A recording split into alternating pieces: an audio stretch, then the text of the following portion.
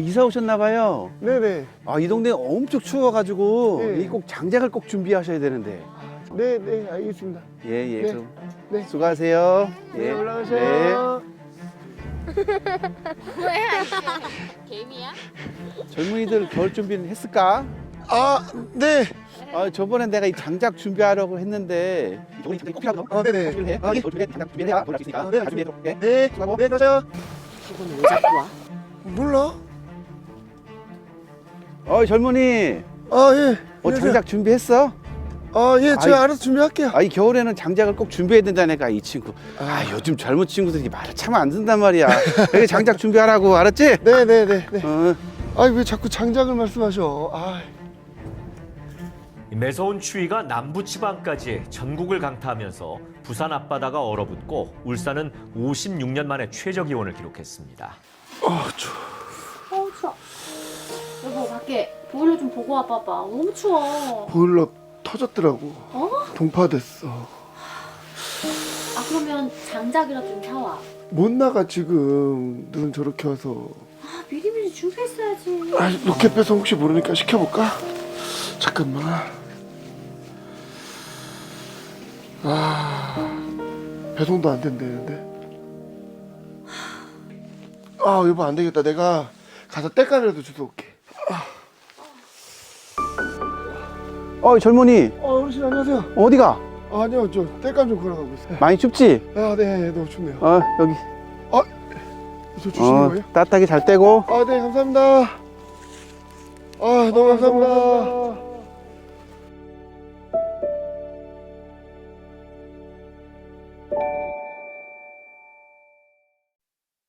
겨울이 오기 전에 준비하는 건 너무나 당연하죠.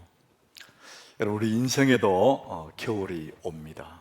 그래서 우리가 미리미리 준비하는 것이 너무나 필요하죠. 이 성경은 준비의 중요성을 굉장히 강조합니다. 그래서 잘 준비하는 것이 굉장히 복이라는 것이죠. 제가 오늘 드리고 싶은 말씀이 딱 이거예요. 하나님의 그 복은 너무나 큰데 여름날에 장맛비처럼 막 쏟아지는 그렇게 흔한 너무나 큰 하나님의 복이 있는데, 문제는 뭐냐? 내 편에서 이 받을 만한 그릇이 준비되어 있지 않다는 거예요. 사람들은 이제 모두가 다 행복하기를 원해요. 모든 부모들 자식들에게 시집갈 때 장가갈 때 늘 잘 살아야 돼, 행복해야 돼, 이렇게 말합니다. 자, 이 행복이라는 것은 손으로 잡을 수도 없고 눈으로 볼 수도 없고 냄새도 없는 건데 모든 사람이 추구하는 거잖아요. 근데 이 행복을 잘 연구한 사람이 있습니다. 마틴 셀리그만이라는 사람인데, 이분이 펜실베니아 대학의 이제 교수입니다. 심리학 교수인데, 행복에 대해서 연구해 보니까 행복이 이런 거구나, 이제 결론을 내린 게 있습니다. 그래서 완전한 행복이라는 그 저서 속에서 행복을 이야기합니다. 사람들이 말하는 행복은 두 가지로 얻는다 그래요. 행복을 느끼는 두 가지. 첫 번째는 쾌락입니다. 쾌락으로 행복을 느끼는 거예요. 또 한 가지, 두 번째는 만족이에요. 만족으로 행복을 누리는 것이죠. 자, 여러분, 쾌락은 너무 짧아요. 확 지나가는 겁니다, 순간적으로. 그러나 만족은 굉장히 마음에 여운을 남기는 거예요. 쾌락은 이 몸이 느끼는 겁니다. 그래서 맛있는 거 먹고 짜릿한 어떤 그런 일을 즐기고 그러면서 이 몸이 느끼는 것이 쾌락이고, 이 만족은 내 영혼, 내 속사람, 내 마음이 느끼는 것이죠. 많은 사람들은 행복이란 이 두 가지가 있는데 거의 많은 사람들이 쾌락을 추구합니다. 쾌락을 추구함으로 행복을 누리려고 그래요. 그래서 돈을 벌고 그 돈을 가지고 맛있는 거 사 먹고 재미난 일에 가고 그러면서 쾌락을 추구합니다. 근데 여러분, 쾌락은 중독성이 있습니다. 오늘은 너무나 좋았는데 몇 번 반복되면 더 이상 그만큼 좋지 않습니다. 그래서 더 강한 더 강한 쾌락을 쫓아가다가 회한의 눈물을 흘리게 되고 후회하게 되는 거예요. 쾌락은 이 몸을 느끼기 때문에 너무나 좋은 것 같은데 점점 더 강한 거. 그래서 술을 취하는 사람들이 이제 마약으로 가고 그 마약도 더 강한 마약을 쫓아가는 것이죠. 그래서 결국은 회한이 눈물을 흘리게 되는 쾌락의 끝자락에는 후회가 있는 것입니다. 그래서 여러분, 쾌락은 복이 아닙니다. 그럼에도 불구하고 많은 사람들이 쾌락을 추구하는 거예요. 또 하나 우리의 행복은 만족이지 않습니까? 이 만족은 다른 말로 하면은 영혼의 노래입니다. 내 영혼이 너무 만족해하는 거예요. 그래서 영혼이 춤을 추고 내 영혼이 노래를 부르는 것이죠. 이 만족은 소유에서 얻는 것이 아니에요. 오히려 내 존재의 부요함입니다. 아까 우리 찬양팀들이 부르더라고요. 예수로 충만하니 영원한 왕 내 안에 계시니. 그 존재의 그 부요함을 만족이라 표현합니다. 성경은 이것을 정확하게 이렇게 표현해요. 시편 23장 1절이에요. 우리 같이 읽어봅니다. 여호와는 나의 목자시니 내게 부족함이 없으리로다. 어떤 쾌락이 아니에요. 내게선 이것저것 많이 있어서 부족함이 없다, 그게 아니고 아무것도 없어도 전능하신 여호와 하나님이 나의 목자이시기 때문에 나는 그 목자 안에서 너무 만족한다는 거예요. 이 표현을 내게 부족함이 없으리로다. I shall not want. 나는 전혀 원하는 게 없어, 그런 얘기예요. 주님 한 분은 너무나 만족한다는 것이죠. 하나님은 우리에게 쾌락을 주시는 분이 아니에요. 하나님은 우리에게 만족을 주시는 분이십니다. 여러분들은 지금 어떤 행복을 추구하고 계십니까? 하나님이 주시는 이 만족의 복은 예수 믿는 사람 누구나 얻을 수 있고, 그래서 우리가 원하는 사람 누구든지 이 행복을 얻을 수 있고 누릴 수가 있는 겁니다. 우리 주님이 주시는 이 만족의 복을 누리시기를 예수 이름으로 축복합니다. 제가 오늘 이제 이 말씀을 드리려고 그래요. 오늘 우리가 함께 나눌 이 본문의 말씀에 한 여인이 등장합니다. 이 남편은 요즘 말로 하면은 신학생입니다. 근데 그 남편이 죽었어요. 남편이 죽었다. 여인으로서는 너무 힘든 거죠. 거기다가 남편이 빚을 잔뜩 남겨놓고 죽은 거예요. 그리고 아들 둘 남겨져 있죠. 연약한 여인으로서 유산도 없고 빚만 지고 아들 둘 키우기 너무 힘들잖아요. 근데 그 당시에 빚을 못 갚으면은 아이들을 데려가서 종으로 부리는 겁니다. 그러니까 이제는 남편도 잃고 빚지고 아들도 빼앗길 그런 위기에 처했어요. 그래서 이 어려운 문제를 가지고 엘리사 선지자를 찾아와요. 선생님, 어떻게 하면 좋겠습니까? 자기 아픔을 얘기해요.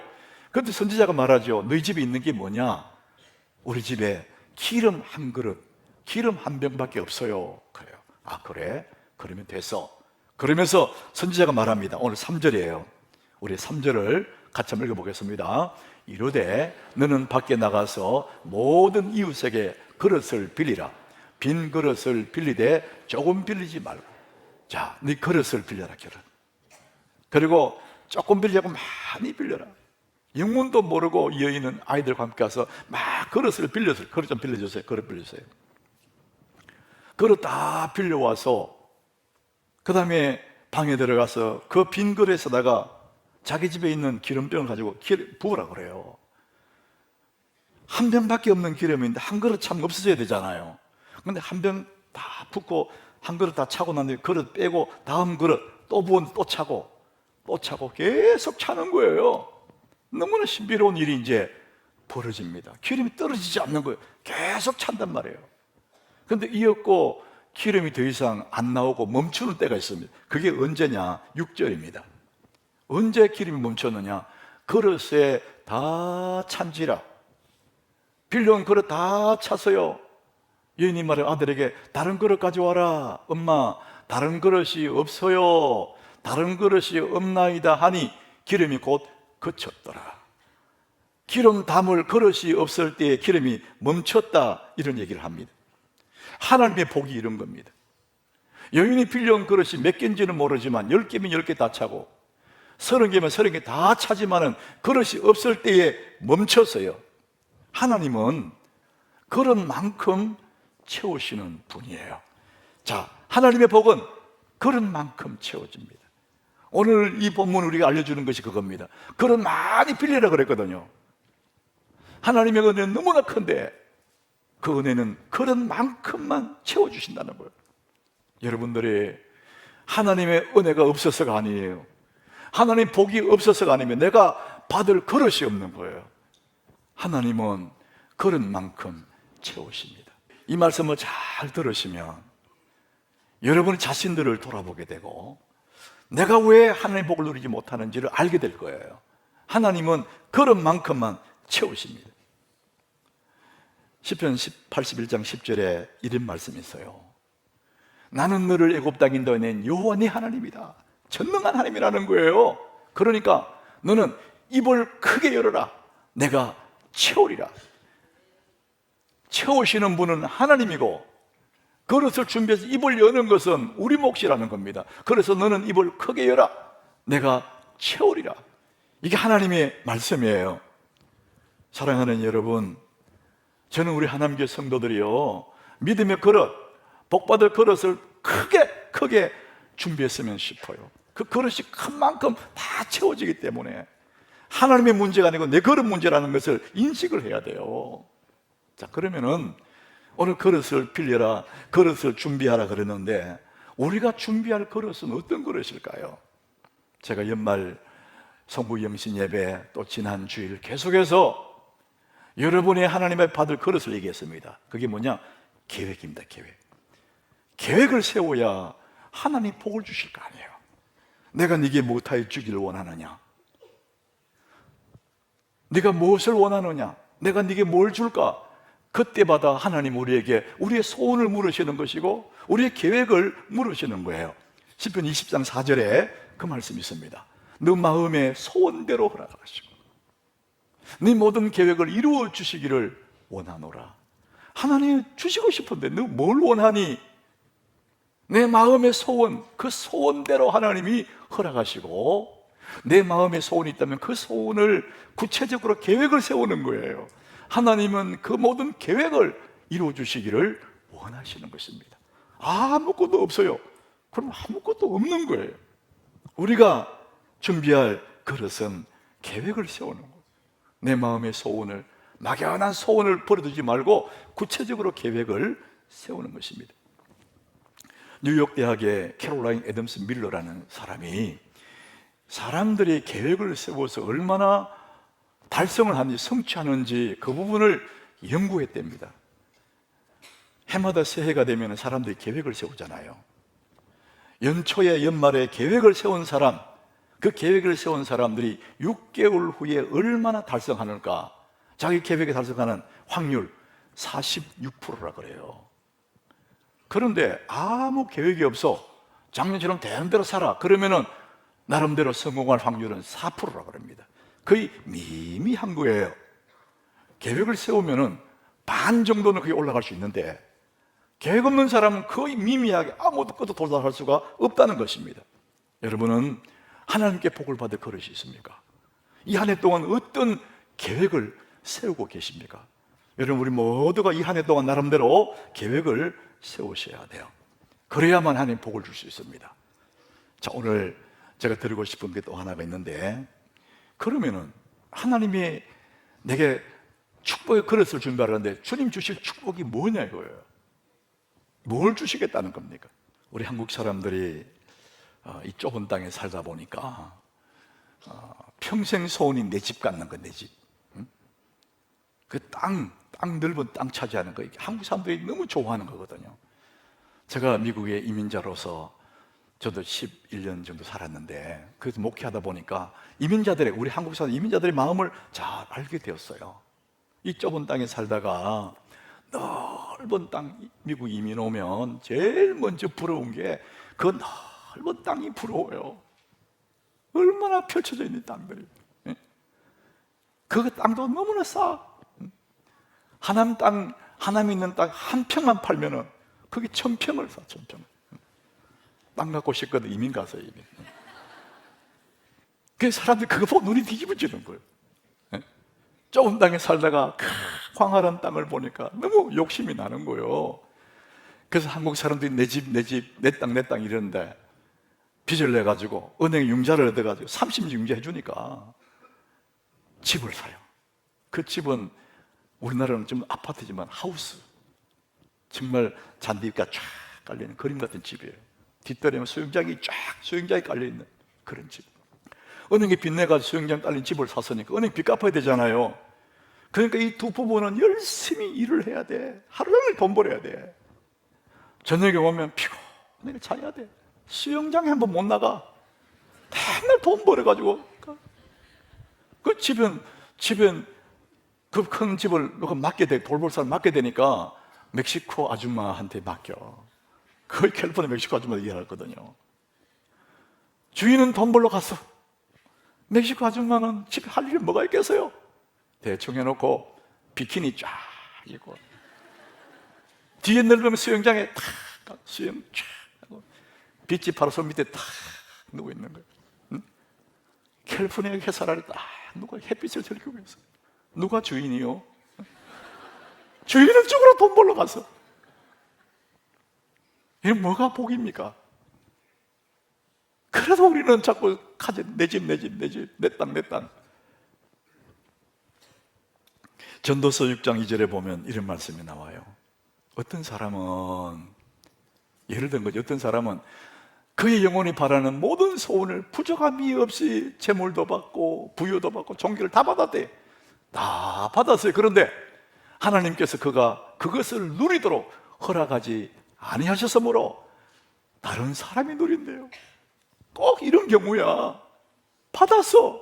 넓은 집도 받았어. 샀어. 수영장도 딸렸어. 가졌어. 그게 끝이야. 누리는 사람은 다른 사람이 누리는 지는 한 번도 못 누려봐요. 여러분, 그래서 우리가 성공이라는 것이 그런 거예요. 이 성공이 뭐냐 물어보면은 성공의 개념이 다 달라요. 그런데 전문가들이 이렇게 말합니다. 여러분, 성공은 주관적이에요. 객관적일 수가 없어요. 고등학교 3학년이 대학 가려고 자기 대학 목표는 그 대학에 들어가면 자기 나름대로 성공이요. 취업 준비하는 청년이 자기 원하는 직장에 들어가서 그러면 성공한 거예요. 그게 다입니다. 그래서 여러분, 성공의 개념이 이런 거예요. 성공은 내가 원하는 것을 얻을 때의 성공이라 그래요. 그런데 복은 어떤 거냐? 원하는 것을 얻는 것이 성공이라면 복은 뭐냐? 얻은 그것을 누리는 것이 복이에요. 사람들은 얻을 줄만 알지 누릴 줄을 모르는 것입니다. 또 하나, 우리는 이미 많은 거 얻었는데 만족하지 않아요. 더 이러는 거예요. 내가 가지고 있는 너무 좋은 것들이 많아. 다른 사람들이 엄청 부러워할 거 난 많이 가졌어. 그런데 이것을 모르는 거예요. 누릴 줄을 몰라요. 이거는 접어놓고 자꾸 다른 거. 이것도 병이라는 겁니다. 이미 나는 소중한 것을 다 가지고 있는데. 여러분, 헬렌 켈러라는 사람 여러분 많이 들으셨잖아요. 볼 수 없고 듣지 못하는 사람. 이 사람이 자기의 마음의 소원을 가지고 수필식으로 책을 안 썼는데 3일만 볼 수 있다면, 자기의 평생 소원이 딱 3일만 볼 수 있다면 좋겠다. 자기 수필을 그랬었습니다. 그 3일을 볼 수 있는 날이 주어진다면 자기 남들 계획을 세우면 첫째 날, 맨 먼저 나의 인생의 가치를 알려준 설리번 선생님을 얼굴을 보고 싶다. 자기 인생을 가르친 선생님 얼굴을 보고 싶다는 거예요. 그리고 친구들의 얼굴을 보고 아가의 순결한 얼굴도 보고 싶고, 오후가 되면 숲속을 거닐며 자연의 아름다움을 느끼고, 저녁이 되면 불타는 저녁 노을을 기도하면서 바라보고 싶다. 둘째 날이 되면 새벽 예명과 함께 일어나서 밤이 낮으로 바뀌는 지구에 깨어나는 그 경이로움을 지켜보고 싶다. 그리고 저녁이 되면 극장도 가고 영화도 보고 싶다. 마지막 3일째가 되면 나는 다시 일찍 일어나서 동트는 아침을 지켜보고 사람들이 살아가는 모습도 보고 싶다. 거리의 풍경들을 보고 싶고 강이 유유히 흘러가는 그 풍경도 보고 싶어. 마지막 밤이 깊어서 나의 마지막 밤이 문을 닫을 때쯤 나는 이 사흘간에 보았던 그 모든 소중한 기억들을 가슴에 담고 하나님께 감사의 기도를 드리고 암흑으로 돌아가겠다 그랬어요.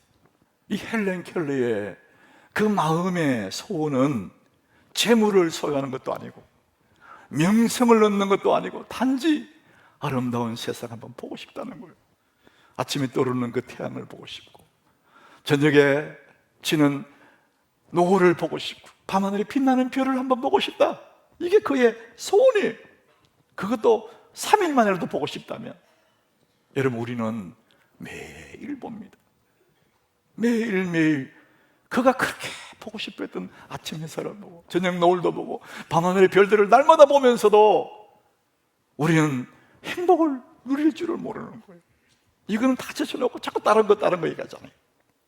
사랑하는 여러분, 하나님의 은혜가 내 속에 있으면 내게 있는 모든 것들이 아름답게 느껴지고 행복으로 느껴지고 주어지는 모든 상황이 너무나 아름다운 그런 날들을 누릴 수가 있습니다. 이거 하나님 주시는 만족이라는 선물입니다. 진짜 축복이 뭘까요? 많이 갖는 걸까요? 그게 아니라는 거예요. 내 마음에 하나님의 은혜가 있으면 내가 얼마나 소중하고 세상에 얼마나 아름다운지를 온몸으로 느끼면서 살아갈 수가 있는 것이거든요. 나는 참 소중해, 나는 참 행복해, 이런 느낌으로 살아가셨단 말이죠. 여러분 보는 세상이 너무 아름답게 느껴지는 이것이 주님이 주시는 그 만족.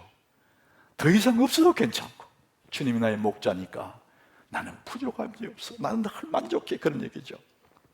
자, 그래서 사랑하는 여러분들이 하나님의 은혜로 채워진 진정한 그런 복이 있는 사람들 되시기를 바랍니다.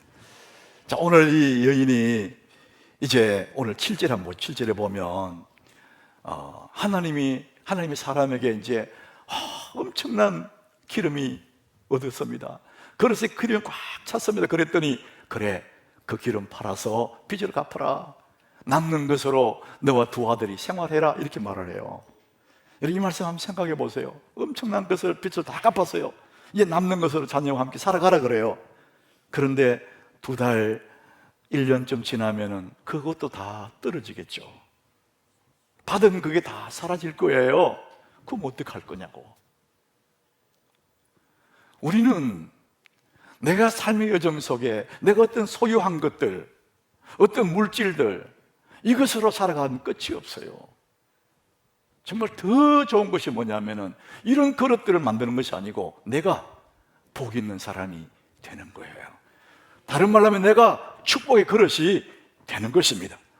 자기 자신을 축복의 그릇으로 만들어 버리는 겁니다. 그러면 내가 밖에 나가도, 들에 나가도, 들어와도 복을 받고 나가도 복을 받고, 내가 가는 곳마다 내가 복 있는 사람이니까, 내가 축복의 그릇이기 때문에 내가 어디 가든지 하나님의 복이 따라올 줄 믿으시길 바랍니다. 여러분, 저는 제 자신이 그런 사람이라 믿어요. 저는 복이 있는 사람이에요. 제가 이민을 가도 거기서 복이 따라오고, 하나님에 와도 여기 복이 따라오고, 이 다음에 또 어디 갈지 모르지만 가는 곳마다 내 자신이 복 있는 사람이기 때문에 복이 따라오는 것입니다.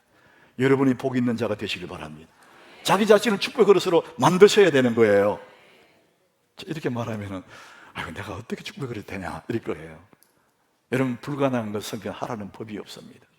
여러분은 누구든지 예수 안에서 축복의 그릇이 될 수가 있습니다.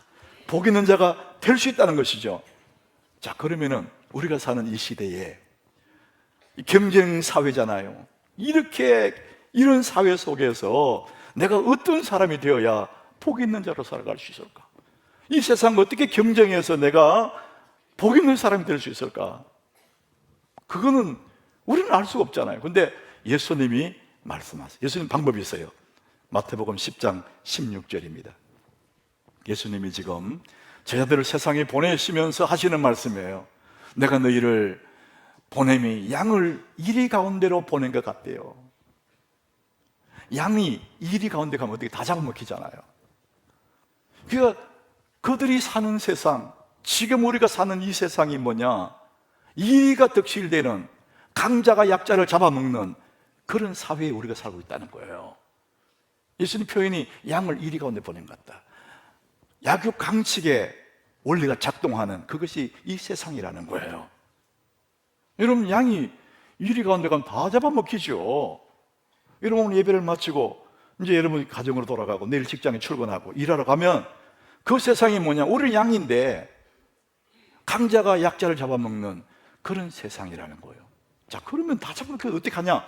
예수님은 그래서 우리에게 방법을 말씀하시는 겁니다. 예수님 방법이 뭐냐? 그 다음에 그러면, 자, 그러므로 읽어봅니다. 그러므로 시작. 그러므로 너희는 뱀같이 지혜롭고 비둘기같이 순결하라. 예수님의 방법이 뭐냐? 뱀같이 지혜롭고 비둘기같이 순결하라. 지혜와 순결을 얘기합니다. 이 두 개를 가진 사람, 이 사람이 이 시대 속에서도 하나님의 은혜를 누릴 수 있는 사람이고 이 경쟁 사회 속에서도 복을 누릴 수 있는 사람이다. 너희는 이런 사람이 되라. 지혜로운 사람, 순결한 사람이 되라. 이렇게 말씀하십니다. 뱀같이 지혜롭다. 아주 지혜로운 사람, 신중한 분별력을 말해요. 뱀처럼 아주 예리한 지성을 가지고 있다는 겁니다. 근데 여러분, 그것만 가지고 있으면 교활한 사람이 돼요. 여러분, 사기꾼들의 특징은 머리가 팽팽 돌아갑니다. 그러니까 교활한 사람이에요. 그래서 또 하나를 말하죠. 비둘기같이 순결을 하라, 그렇게 말합니다. 순전한 마음, 순수한 마음, 거짓 없는 순수한 마음.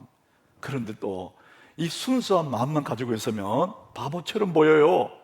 어리석은 자가 되는 거예요. 우리 예수 믿는 사람들 어리석어서 세상에 많이 당해요. 너무 어리석어가지고. 그래서 지혜로워라, 뱀같이. 그리고 너무나 순수해라. 이 두 개가 가진 그런 그릇이 되라, 이렇게 말씀합니다. 그래서 지혜와 순결, 이것이 우리 시대에 내가 가져야 할 모습이라는 것이죠. 자, 그래서 저는 여러분 말씀드리고 싶어요. 여러분, 지혜를 위해서, 아주 지혜로운 분별력을 갖기 위해서 우리가 어떻게 되느냐? 여러분, 공부를 하셔야 돼요. 여러분이 무슨 일을 하든지 그 방면에 전문 서적들을 읽으셔야 돼요. 모든 전문가들이 그렇게 합니다. 어떤 일을 하든지 어떤 분야이든지 자기 분야에 관련한 책 100권만 읽으면은 그쪽 방면에는 전문가가 된다, 그렇게 말합니다. 여러분, 한 권 읽은 사람보다 10권 읽은 사람이 앞서갑니다. 10권 읽은 사람보다 30권 읽은 사람이 훨씬 더 뛰어납니다. 그 100권은 그야말로 우리가 그 방면 전문가가 되기 위한 건데, 제가 드리고 싶은 얘기가 뭐냐? 여러분이 무슨 일을 하든지 그 방면에 공부를 하라는 거예요. 공부를 안 해요. 눈치만 보고. 그러니까 일 가운데 다 먹히는 거예요. 순진하게만 해가지고 눈물을 흘리고 말이죠. 성경은 뭐라고 하느냐? 뱀처럼 지혜로워라고 합니다. 여러분, 지혜라니 그냥 옵니까? 여러분, 역량을 키우기 위해서 공부하셔야 돼요. 또 하나는 비둘기처럼 순결하라 그랬어요. 여러분, 순결하다, 순수하다, 그 말은 내 생각이 개입되지 않는 겁니다. 어쩌면 바보처럼 보이는 거예요. 하나님 주신 그대로의 마음을 얘기합니다. 내 생각이 들어가면 순수한 게 아니죠. 비둘기처럼 순수하라. 그럼 여러분, 그 순전함은, 그 순수함은요, 우리가 훈련해야 돼요. 이걸 어떻게 만들어내느냐 하면은 순종의 훈련을 통해서 순수함을 유지해 가야 됩니다. 여러분, 순종하려고 그러면은 내 생각이 들어가면 순종 못 하잖아요. 그러니까 내 생각을 자꾸 버리는 훈련을 하는 거예요. 순종을 통해서. 그래서 내 순전함을 계속해서 유지해 가는 것입니다. 예수님 말씀하시는 지혜로움과 이 순전함, 이것이 하나님 앞에 너무나 아름답다는 거예요. 오늘 본문 3절에 보니까 이 여인에게 엘리사가 말하자니 그릇을 빌리라. 조금 빌리지 말고, 빚져가지고 아들 뺏기게 됐는데 어떻게 하면 좋아요? 그랬더니 그릇 빌려와라, 이렇게 말합니다. 이해가 안 되잖아요. 빚졌는데 돈 빌려와라, 그럼 말이 되는데 그릇 빌려라 그래요. 그리고 그릇 빌린 다음에 방에 들어가서 한 병 있는 기름을 자꾸 갖다 부으라는 겁니다. 말이 되는 소리냐? 이해가 안 되잖아요.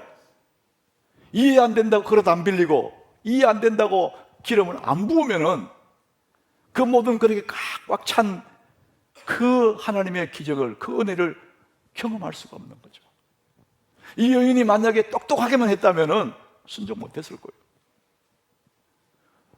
순수한 마음, 하나님의 사람이 말하니까 순종하는 마음, 자기 생각을 버리고 그 말에 순종했더니 그 결과는 너무나 아름답다는 것이죠. 여러분, 순종만이 축복의 길이에요. 하나님의 축복의 그릇은 순종을 통해서 오는 거예요. 그 축복을 통해서 우리는 더욱더 순전해지는 겁니다. 내 사상, 내 철학이 다 죽는 거예요. 여러분, 이 순종의 모범은 예수님이지 않습니까? 예수님의 모습을 빌립보 2장 8절에 이렇게 기록해요. 하늘에 계신 그 하나님이 사람의 모양으로 나타나요. 자기를 낮추시고 죽기까지 복종하셨어요. 그리고 십자가에 죽었다. 하나님의 뜻을 순종하기 위해서 죽어야 순종이 되는 거예요. 인간의 생각을 가지고 개입시키면 순종할 수가 없어요. 여러분, 우리의 자존심이 안 죽고는 순종 못합니다. 내 생각, 그 생각을 죽이지 않고는 하나님 말씀 따를 수가 없어요. 그래서 순종함으로 자꾸만 내가 죽는 거예요. 내 생각이 죽고 내 자존심이 죽으면서 계속 순수함을 유지해 가는 것입니다. 자, 그럴 때 우리는 축복의 그릇으로 계속해서 만들어지는 것입니다. 사랑하는 우리 하나님교회 성도 여러분, 여러분 지혜롭기를 축복합니다. 순전하기를 축복합니다. 이 두 개가 내가 가질 때에 나는 이 시대에 어디 가도 당당하게 승부할 수 있는 사람이고 하나님의 복을 누릴 수 있는 사람이라는 것이죠. 우리 예수님이 그런 분이시고 빌립보서 2장 5절에 예수님이 이렇게 말합니다. 너희 안에 이 마음을 품어라. 우리 같이 읽어봅니다. 너희 안에 이 마음을 품어라. 곧 그리스도 예수의 마음이니. 한없이 따뜻한 예수의 마음, 그리고 죽기까지 순종했던 그 예수의 마음, 그 순전한 그 마음, 그리고 한없이 지혜로운 거, 이 두 개를 가지고 될 때, 사랑하는 여러분, 이 한 해는 2024년 연초인데 이 한 해 다 가도록 사랑하는 여러분이 하나님 부어시는 축복의 그릇이 잘 준비될 줄로 믿습니다. 여러분이 복의 그릇이 되셔야 됩니다.